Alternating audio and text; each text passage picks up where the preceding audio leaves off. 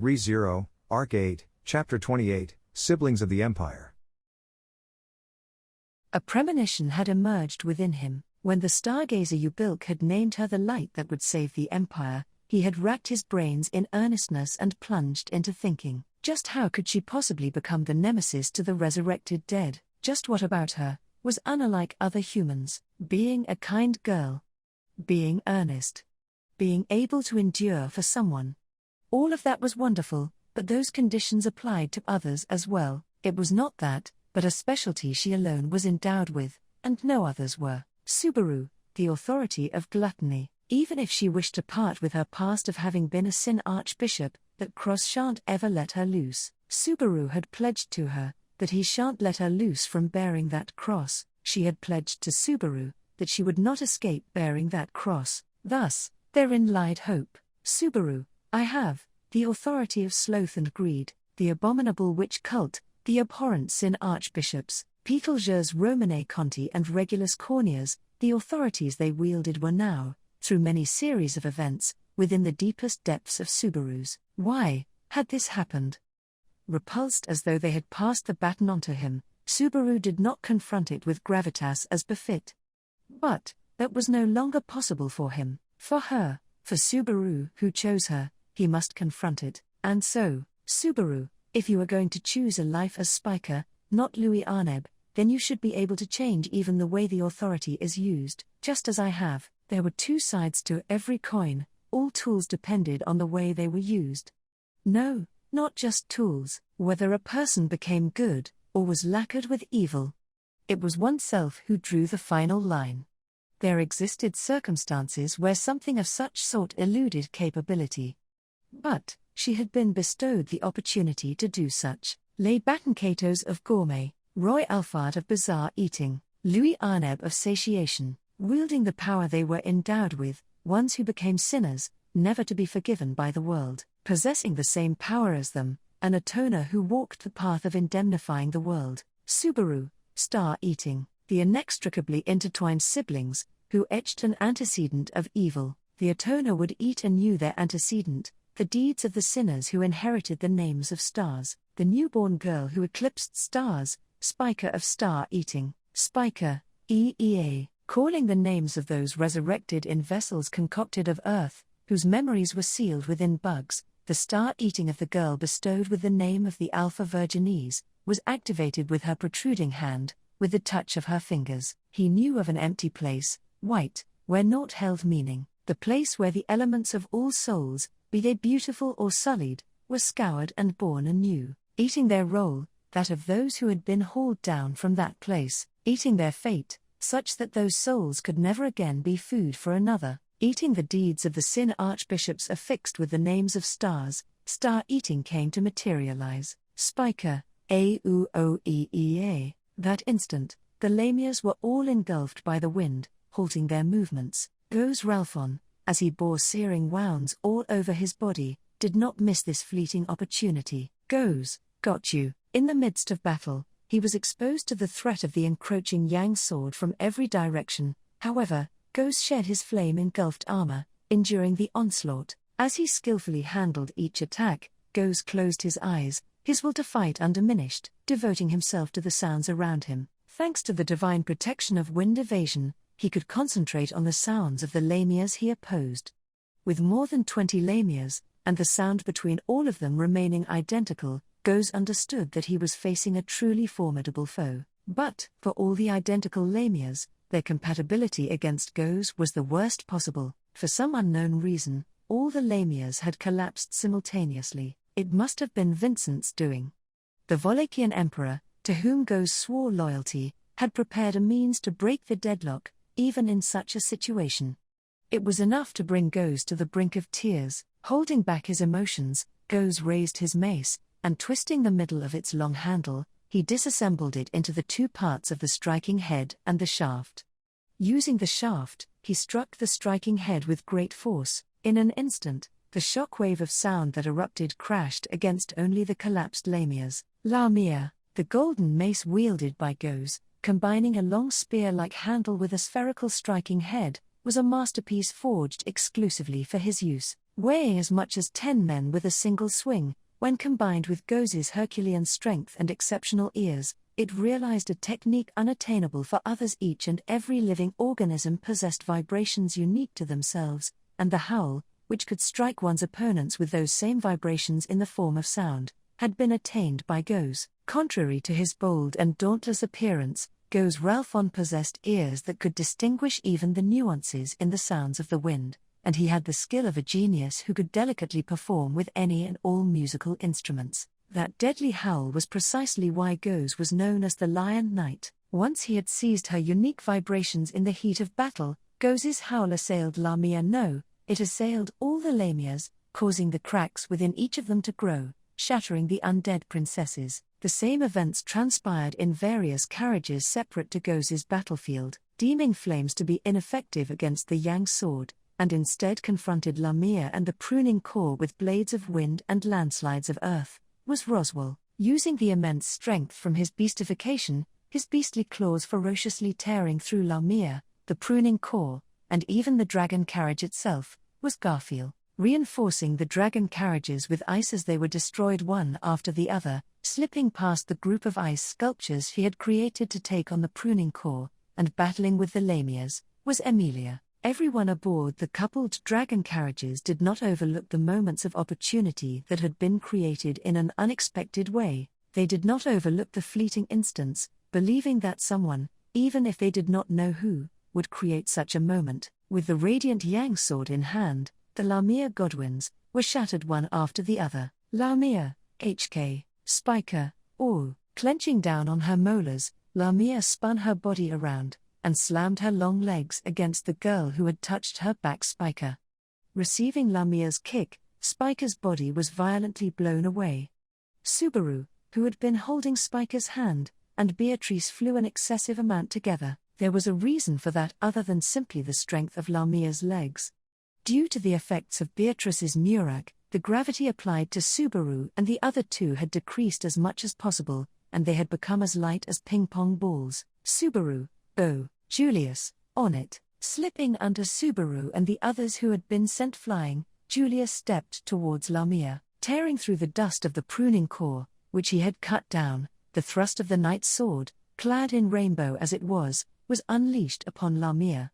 Housing an aurora, Julius's sword thrust even cut through the great shears of the powerful soldiers, as if they were pudding. However, the Yang sword held by Lamia released a light and heat more intense than the brilliant rainbow of Julius's sword, and halted the blow from the thrusting attack head-on. As light erupted upon the clash of sword on sword, Julius and Lamia both repelled each other. Both parties counterattacked immediately, and the next sword fight did not begin. Lamia, even in the imperial selection ceremony, you never once did things by your own hand, now did you? Vincent, yes, that is correct. Loosening her lips, Lamia muttered those words like a sigh. Responding to that was Abel, who stood directly behind her. In Abel's hand was gripped a half-melted barbarian sword, and although the blade had become short and dull, it still was able to pierce through Lamia's back. Lamia, at long last, you finally feel inclined to use your own hands to kill your blood-related sibling. An undead's weak point was neither their heart, nor their cranium. Operating within the vessels of earth, were the core bugs discovered by Beatrice and Roswell. As long as that remained intact, the activity of an undead would not come to a halt. However, the Yang sword, its red blade pointed to the floor, was dropped with a swaying motion. Before the tip of the falling Yang sword could pierce the floor, it vanished as if it was swallowed by the air, and the reason why Lamia had let it fall was because the tips of her fingers had crumbled, and thus she was no longer able to hold a sword. Lamia, twisting her body, with the barbarian sword still skewered through her body, Lamia shook free from Abel's hand. Taking tottering steps, her dying body was such that it seemed like anybody could take a weapon and cause her to fully crumble to pieces with just a single strike. In fact, Jamal swung his melted twin swords around, displaying his intent to slash at her, but Abel held him back by reaching his arm out. Then, gasping very feeble breaths, Lamia looked back at Abel, and, Lamia, it seems that neither father, nor Barthroy nor Sama, have come back. After all, those two were satisfied. Vincent, Lamia, Those brief words left behind by Lamia had caused Abel's sable eyes to waver. Seeing that single reaction, Lamia narrowed her lifeless Aurelian eyes, and her cracked face of pallid hue contorted into a smile. It was an awfully devilish smile. Lamia, General First Class to Meglif. Immediately after, Lamia's expression changed, and she called out a name with a shrill voice. It was not a name that was known to Subaru, but for several of the people currently present, that name held immense significance. Of course, that also went for the very person whose name was called out, Julius, Al-Clauseria. With an instantaneous reaction, it was Julius who briskly painted an aurora of rainbow. Springing the tip of his readied sword up, Julius borrowed the power of his spirits and created a barrier of intense light. Thanks to Julius's quick judgment, the lives of everyone in the carriage had been saved, but at the same time, since the aurora, laid out in order to protect them, had hindered their mobilization, they were slow on the next move. Responding to Lamia's call, a bullet of light had come from the side of the coupled dragon carriages and perforated the wagon. The bullet-like object had blown away the wall of the dragon carriage, and the aurora had prevented it from shooting out the people inside. However, a light orb that had not been stopped was able to tear off the roof, and it fully exposed the inside of the carriage. Slicing through the air and approaching the exposed wagon, was one from the flock of undead flying dragons that had been deploying the pruning core one after the other. No, it was one that had mastered acrobatic flight to an extent utterly incomparable to that of the rest of them. Clad in a fierce wind, that dark, undead flying dragon swooped down upon the dragon carriage, and snatched up Lamia. Having dropped the yang sword, Lamia's arms had already been reduced to just her shoulders, and she was swept up into the air, sat astride the undead flying dragon. The undead who had performed that act was Julius, Walleroy Dono, Vincent, Walleroy, Flop, Walleroy. At that unexpected figure, several voices of astonishment were raised, but one among them was most potent with shock, and at the same time, it was the most heartbroken. Medium, Balabro. Her blue eyes opened wide. Medium's mutter was met with no response from the undead she had called out to. Only, pulling the reins of the undead flying dragon he was mounted on, he immediately ascended with Lamia snatched in his arms. As the undead rode the undead flying dragon, it faced its head toward the rear of the dragon carriage, and flew in that opposite direction. As much as the coupled dragon carriages ran, as much as the undead flying dragon flew, the distance between the two of them increased. Medium, Balabro. Balabro, losing control of herself and stretching out her arms, Medium tried to chase the silhouette that had immediately faded out of sight. From behind, Flop jumped at his little sister and put a stop to her rash actions. The pruning core still remained in the coupled dragon carriages. Pruning core, oh, rah! Those who covered their faces with black helmets raised a deep roar, and fiercely raised their great shears overhead. It was just as if their collective will was to try and fulfill their master's escape. In the past, when their master was killed in the imperial selection ceremony, that was something they had been unable to accomplish due to being defeated by the blue lightning, so now that they had been turned into undead, that was the dying wish they would attempt to fulfill. Anastasia, everybody, don't lose focus till it's all over. Anastasia shouted a command, and Julius, being the first to receive that ardor, burst into action. Those who could fight took up their weapons and clashed head-on with the pruning core who had just raised their own spirits. Thus, the current clash annihilated them down to their very last soldier. But, having bought time until their master could make her escape, there was no doubt that the final moments of this raid by the pruning core had certainly blossomed into a flower of success. Around the same time when Borleroy to Meglif had snatched up Lamia Godwin and flew away, far, far away, collapsed on the tracks left behind by the speeding coupled dragon carriages, the old man covered his face with his hands, his entire body creaked in pain, and his hideously burnt legs impudently cried out.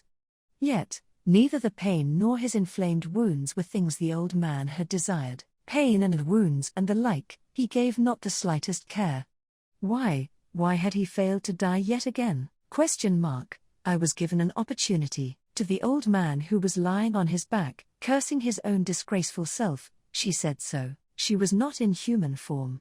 But, her supple yet strong beastly appearance epitomized what the humans of the Walachian Empire deemed to be superior and beautiful. acting with the forces that were left behind at the rear of the dragon carriage, chasing after the coupled dragon carriages in order to deliver a message, she had certainly witnessed the figure of the old man leaping out with the flames of the meteor, and, just before the old man was about to slam against the ground, she had snatched him away from death. Man, by opportunity, you mean? Woman, when you were thrown out of the dragon carriage, I could not have made it to you in time with these legs of mine. But, the undead that flew out with you sent you flying. Man, woman, in that brief bit of time, my legs were able to make it. That is all I am able to say. Shaking her head slowly, the beautiful, golden-furred leopard informed the old man. He understood what she had said, along with the intentions behind it. However, he did not know the absolute truth. Perhaps that person had merely pushed the old man who had jumped at her aside, finding him bothersome. She was a person whose true intentions he was not able to understand in the slightest. Thus, him having no idea about what someone else was thinking, was something that applied to every member of the Wallachian imperial family. So, you were capable of making such a frustrated face, Bastetts, HK. Recalling her surprised expression when she had said that, the old man's throat clogged up on something. Just what that was, even the old man did not know. He just had only this one thought. Bastetts, if you even went as far as to kill your younger sister, to kill Her Excellency Lamia, in order to obtain this empire, then take responsibility. Fulfill your duty as emperor. HK, was he perhaps a sheep or a goat that had disguised even his own fur, merely feigning as a sword wolf? The old man, who was simultaneously none of these things, and still somewhat all of them, wrung his voice out. Those were his own true feelings that lay deep within his eyes, narrowed to the thinness of threads. The old man, the imperial prime minister, Bastetts von Dalphon, reflected upon the shame of his life, and wrung it out as words. The Crystal Palace, often appraised as the world's most beautiful castle, had undergone a major change to its state of affairs. The undead roamed freely within its walls, and the wounds from the recent conflict that was centered in the imperial capital had not healed in the slightest. Remaining there was only death and destruction, without the counterparts of life and restoration. For this reason, the Crystal Palace had lost its original beauty and had become a dreadful realm of rampant repulsiveness. However, quietly opening the eyelids that contained those crimson eyes, was a being who, even in this realm of suffering, had not lost their beauty. Her long orange hair was unraveled and frayed, her luxurious blood-red dress was torn all over, her snow-white skin was marred by dust and grime, but none of it tarnished her allure in the slightest. For those who were truly beautiful possessed traits that had no need for any superficial adornment. But then again, woman, compared to your current appearance, even frayed hair and torn clothing appear as excellent as gold. That is something that you would say, Priska. At the sickly sweet tone of voice that called her by her old name, Priscilla Bariel narrowed her eyes. Her arms were raised overhead, restrained by special chains, and her appearance was that of a prisoner of war being forced to stand. Despite this, there was not the slightest hint of vulnerability in Priscilla's eyes or demeanor. After all, no matter where she was restrained and made to stand, there was not a single reason for her to yield. Priscilla, who had been locked in the dungeon of the Crystal Palace in the imperial capital of Lupagana, was skeptical of the one who had expressly come to visit her, the now undead Lamia Godwin. She appeared to be of the same age as when she had died 9 years ago, and while she possessed the skin and eyes that were characteristic of the undead, her alluring presence that had earned her the name of the Poison Princess was very much intact. With her dress in tatters and half her body destroyed, she was now but a mere shadow of her former self. Since she was an undead, she should have been able to restore the parts that had crumbled. Even if that was not the case, she could easily just transfer herself to a new earthen vessel. Having observed the undead and made those inferences, Priscilla then understood. She grasped why Lamia, who despised unsightliness and disgracefulness to the extreme, had appeared before her in such a sorry state. Priscilla, what, are you going to die yet again? Lamia, my, that is quite the way to speak to your elder sister. But, indeed. After all, my connection to the empty box has been severed. No, it is more like the connection has been eaten. Priscilla, Lamia, ah yes, listen to this, Priska. Vincent Niyasama did this to me with his own hands. This is something he has never done for you, whom he holds so dear, right? Lamia placed her hand, still intact though about to crumble, over her mouth and laughed. Whether or not that was something that merited boasting was a matter of one's own sense of values, but Priscilla just sniffed quietly. At her reaction, Lamia narrowed her Aurelian eyes and said, Lamia, truly, it has been quite dull. Apart from you and Vincent Niyasama, there exists nobody else capable of holding a proper conversation with me. Priscilla, albeit between you and myself, the number of proper conversations could be counted on one's fingers. Lamia, it is not a matter of quantity. Foolish little sister. With that murmur from Lamia, the hand she had placed over her mouth had crumbled and vanished. Slowly, Lamia was losing what was left of her form. Since she stood directly before her, the sight filled Priscilla's vision whether she wanted to see it or not. However, Priscilla did not shut her eyelids. Those crimson eyes trained their gaze on Lamia, and, with that gaze trained upon her, Priscilla, if your role has concluded, swiftly make your exit, Lamia. Once more, mine self shall attend your deathbed. At Priscilla's words, Lamia raised her eyebrows slightly. Then, with a smile akin to sweet poison, Lamia, such an unlovable little sister. As far as Priscilla could remember, those were the exact same words and smile as her final moments from the time she was alive. For a final convo between fellow sisters, was that enough to satisfy ya? To Priscilla, who had just witnessed the end of Lamia, the light-hearted voice of a man called out from somewhere. Turning her face in the direction of the faint footsteps, she met eyes with the undead who had descended the dungeon staircase, wearing a dauntless expression. Golden brilliance looming within black, he possessed eyes shared by all undead. However, just like Lamia, the atmosphere he exuded set him apart from the other undead of poor craftsmanship. Priscilla, so it was you? That is, the one who brought Lamia back to the palace? She sure was a tough cookie, now wasn't she? With her body in such a state, she came down to the basement all on her own. As expected of a noble Walachian princess. As an imperial citizen myself, it makes me rather proud, Priscilla, for a rebel who turned his fangs on the emperor, those words are plenty shameless. I ain't got any ground to stand on if you say that to me, but if it's in the sense of being a rogue to the empire, there ain't much of a difference between myself and m'lady. With such a manner of speaking, the standing figure stepped forth out of the darkness, the person's form clearly entering her vision. Priscilla confirmed the guess she had made based on voice alone. The name of this undead was Borleroy to Megliv, a former member of the Empire's 9 Divine General, and in the past, he was an acquaintance of Priscilla's during the times when she had still been in the Empire. That was when Priscilla had been the wife of an imperial mid-class count, her first husband. Nonetheless, this was not a case of the living and the dead renewing an old friendship from bygone days. Priscilla, what business have you? 'Tis impossible to think your foolish question earlier was the whole purpose. Borleroy, of course, ascertaining the last moments of Her Excellency Lamia was part of my job.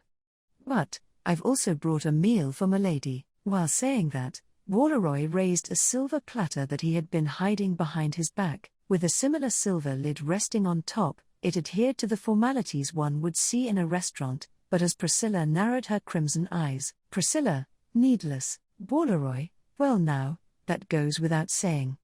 After all, we're all dead, right? Since we ain't got the need for food, it's unthinkable that we'd have food for living people like m'lady. If I didn't bring anything, a rare beauty would have been ruined. The color of his skin bereft of life, Borleroy smiled as he lifted the lid off the meal. Then, a warm steam and aroma diffused, and Priscilla closed one eye at the dish before her. For something made by an undead, it appeared to be rather respectable cooking. Borleroy, unfortunately, I couldn't sample it since my sense of taste is gone, but I've got experience with cooking, so I don't think it'll taste bad. Oh, please forgive me for giving you the cuisine of commoners, Priscilla. As Priscilla remained silent, Borleroy took the fork that was on the platter and used it to stab the food. Then, he brought it towards her mouth. Priscilla's arms were bound to the ceiling. She knew she had no choice but to do that, but, Priscilla, I shall lop off your head with my own hands. Calmly announcing that, Priscilla ingested the food presented to her. It was not bad. But it was cheap. Even when using ingredients from inside the palace, if the skills and conceptions of the chef were cheap, the finished product could not be designated as high quality. At Priscilla's silent pressure, Walleroy gave a wry smile with the face of an undead. Within that smile, Priscilla caught a glimpse of something other than what was being directed towards herself. Walleroy, nah, this just reminded me about how there was a time in the past when I fed a young lass like this, since she was locked up as punishment for causing mischief. Sensing a change in atmosphere, Walleroy divulged the true meaning behind his wry smile. While sensing displeasure in his answer, Priscilla voiced a wipe to have him wipe her mouth, and then, Priscilla, for what reason are you lot destroying the empire? In resurrection, what is it you desire? Walleroy, it ain't my place to give an answer for the former. But the latter is quite simple. Upon receiving that question, his wry smile from just before and his light-hearted tone both disappearing, Walleroy responded. In response to the change in atmosphere surrounding Walleroy, Priscilla became alert once again. Inside of him, no, it had been in Lamia too, was that definite indignation. Without betraying Priscilla's impression, Walleroy, the desires of the dead have been fixed since the dawn of time, it's to clear up any remaining grudges or pent-up resentment. Indeed, revealing the heartfelt desires of the undead, Walleroy to Meglyph spilled those words in a voice of lifeless laughter. Man, did I get killed? Fucking hell. Kicking off the wet road with a splash, he turned the corner ahead of him with a figure. That instant, his hips slammed against the wooden crate directly in front of him, and he forcefully tumbled over as he screamed an uck. Inside the helmet as it crashed against the wet stone pavement, pain flashed through his forehead, and he saw a spark in his vision. But, as a halo of birds spun above his head, this was not a situation in which he could afford to collapse. Placing his right hand on the ground, he had no choice but to hurry and get back up. If he did not do so, the man would come. Garbed in black, the one who wished to observe him, the one known as Viva the Dissector, would come. Man, if I don't, he'll make my organs spill out again. Viva, I have already come, got it? Man, HK, feeling a chill in his lungs, he drew the blue dragon's sword from the back of his waist in the blink of an eye.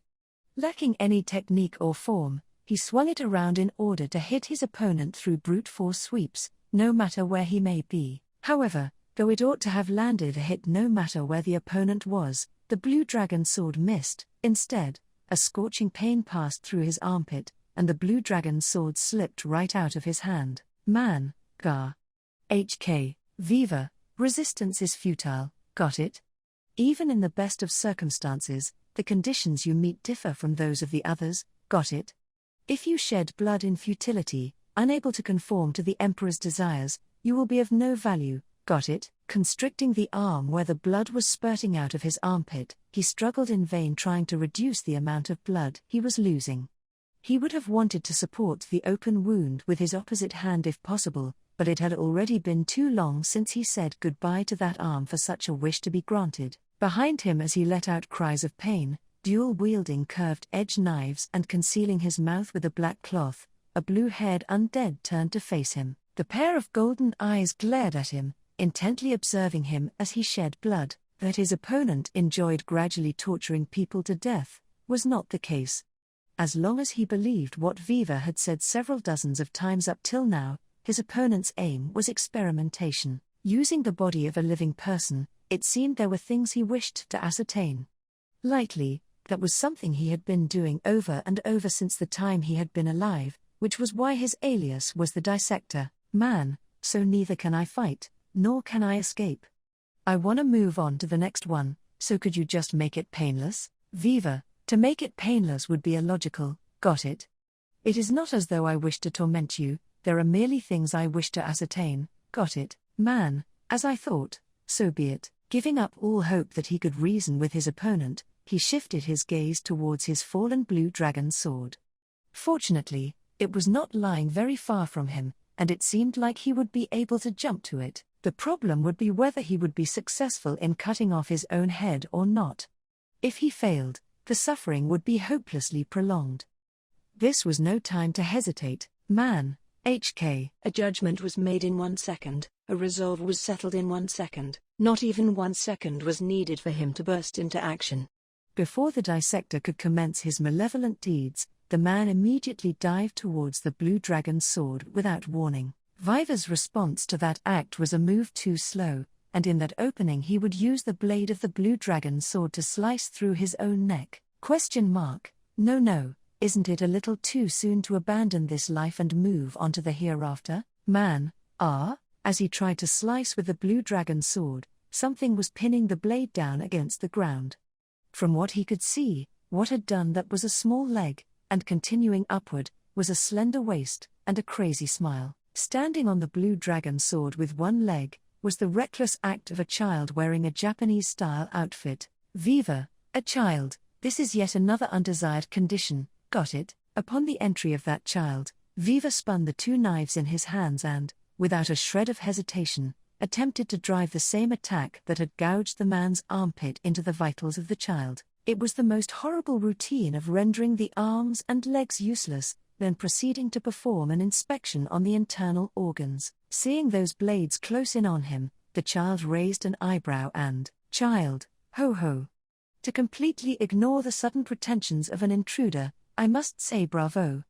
Although, Viva, HK, in the subsequent instant, Viva's head, his eyes wide open, came flying off from his torso. The child had kicked the hand gripping the knife Viva had tried to swing, and as that arm shattered, it was instead Viva's own head that had been severed off by his own knife. And then, the child nimbly switched the foot he had standing on the blue dragon's sword, and his next kick perforated what remained of Viva's torso, and the body of the undead, on which dissection would not be required, was pulverized to smithereens. Child, unfortunately, co-starring with a villain of poor tastes such as yourself is NG. In contrast to the death battle he was taking part in, the child declared so in a frivolous tone. On the opposite side of that remark, the head of Viva, whose body had been destroyed, gave an astonished expression as it crumbled to dust, engulfed by the winds of the imperial capital. The man could do nothing but watch with a dumbfounded look on his face in his collapsed state, and still with one leg raised, the child turned to face him. Child, pardon me for standing on top of your sword. You see, the floor is wet, right? It would be really uncomfortable for me if my zori got wet. So that's why I'm acting like this. Man, I don't really mind that though. Looking up at the dim-witted pose of the child with one leg raised, he got himself up from his collapsed position and plopped himself down into sitting cross-legged. Just as the child said, it was unpleasant for his butt to get wet, but he was already in a state where it was too late for that, no matter what he did. Man, more importantly, I wanna ask someone to lend me a hand for things that aren't too late yet. Could I count on you to help me out? Child, having only one arm would certainly be an inconvenience. That considerably striking form is exceedingly favorable for me, so it would be a waste if we parted here. That shall do fine. Giving an indifferent smile, the child vigorously added, however, and pointed at the roof of the building directly next to them. Child, as I have informed you, I don't want to get my zori wet. So let's move to higher ground first. Until then, please take care not to lose blood, Mr. Helmet. Man, my name is Al, you Yancha boy. ? Ha. Yancha boy. The way you speak is kinda similar to boss. As the child roared with laughter, the man, still constricting his armpit Al, gave a long sigh. The child was clearly not an ordinary person, but Al could keenly feel the influence of a certain someone who knew many of the words that the boy was spewing out. Whether this encounter would turn out to be a good thing or a bad thing, either way, Al, wait for me, Priscilla. No matter what, will definitely save you. Strength no longer remaining in its 3 heads, the colossal body finally lay limp on the ground, with wings torn asunder, and many ninja tools piercing its body. Even when most of what could be said to be vital points were pierced and destroyed, it was difficult to tell just which had been the fatal strike. If there was just one thing he could say, Halabel, this won't do, I ain't good against zombies that ain't human, that's for darn sure. Waving his sleeves about, Halabel muttered as he watched the 3-headed dragon entirely turn to dust. The 3 additional bodies that had split off from himself also disappeared, and he took a lengthy breath from the exhaustion. As expected, fighting against an opponent on the level of a dragon took a whole lot of effort. If possible, he never wanted to be put on monster extermination duty again. Halibel, though that may be so, Lil Anna and the rest of them said something like the same girl could keep becoming a zombie. If that was true, it was also quite possible that the three-headed he had just defeated would reappear. Next time, Halibel would probably win again, but he was unsure if they would be in an environment where people nearby would not get dragged into the fight.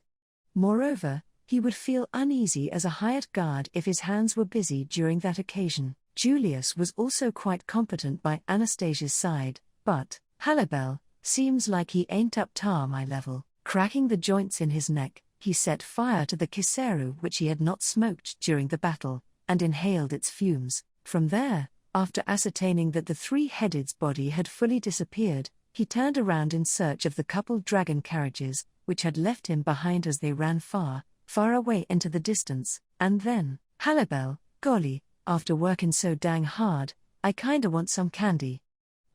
Oops, I'd die if I were to eat candy. While grumbling those words, he began to chase after the tracks left behind by the dragon carriages as they continued into the distance.